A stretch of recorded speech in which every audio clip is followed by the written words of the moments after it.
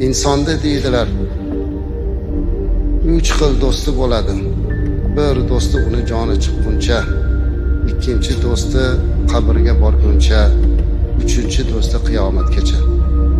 Joni chiqquncha bo'ladigan do'sti qaysi do'st deganlarida, joni chiqquncha bo'ladigan do'st uning moli dunyosi. Chunki olamdan o'tganimizdan keyin moli dunyo bizniki emas. Bu endi merosxo'rlarki.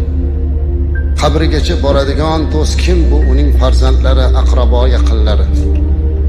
Qabrgacha boradi, lekin uni yog'iga hech kimda had yo'q.